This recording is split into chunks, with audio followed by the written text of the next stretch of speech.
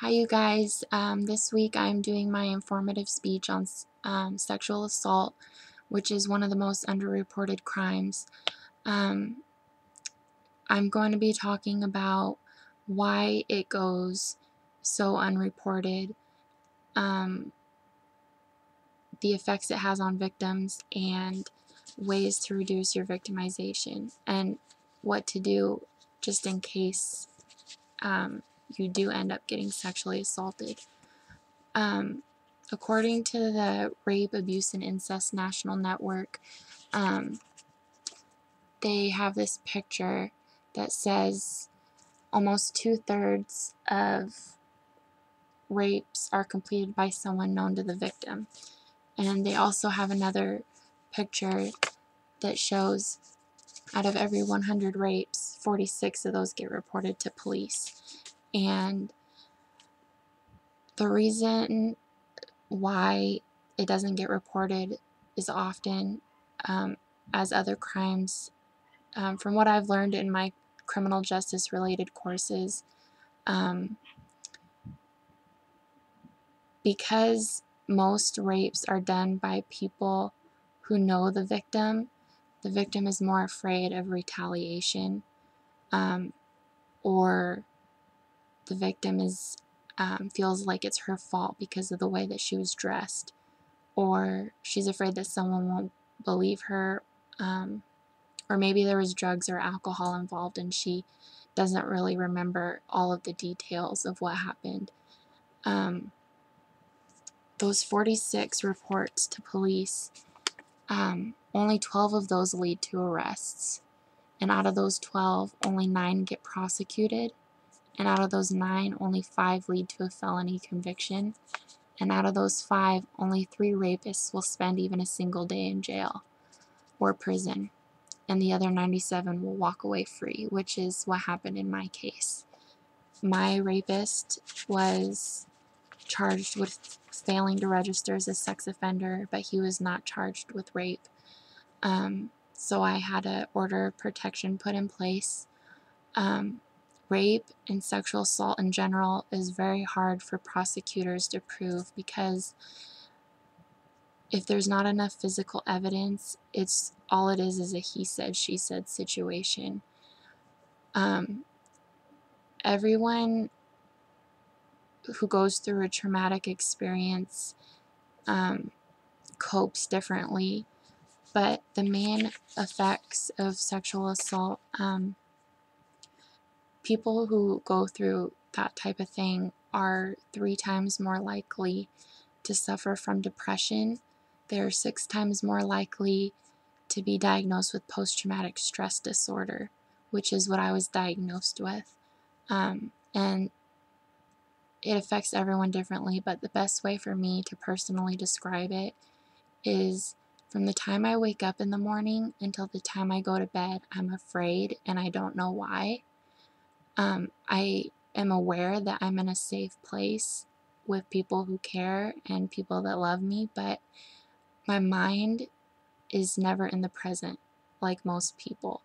My mind is either in the past thinking about flashbacks or having nightmares or losing sleep, or my mind will be in the future about what can or could go wrong.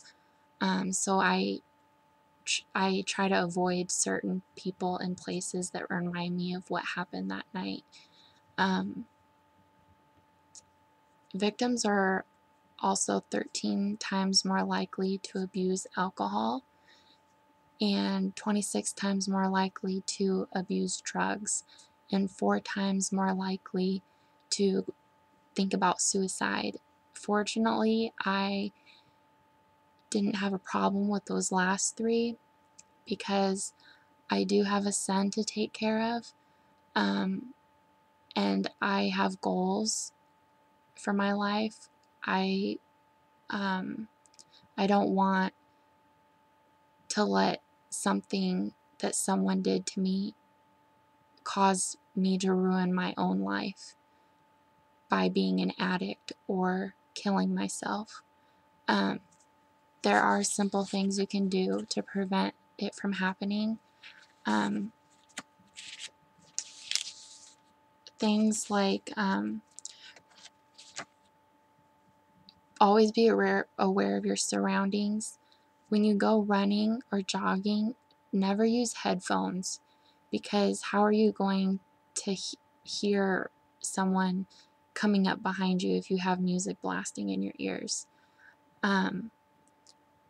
If you're in an awkward situation where you're with someone who makes you feel uncomfortable, lie if you have to. Say you have to use the bathroom and get out of that situation. Always trust your instincts, which is what I did not do, and that's how I landed in that situation.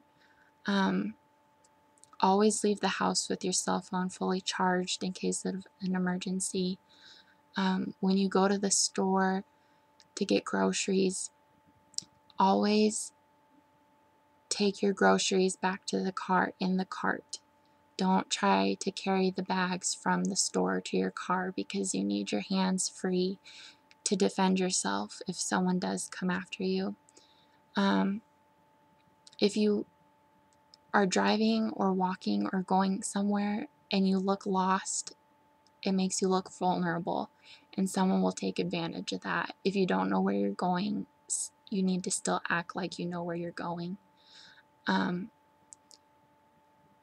When you park your car, always park somewhere that's well lit, where there's other cars around, because if you park in an isolated, dark place and someone tries to attack you, it will be harder for you to get help.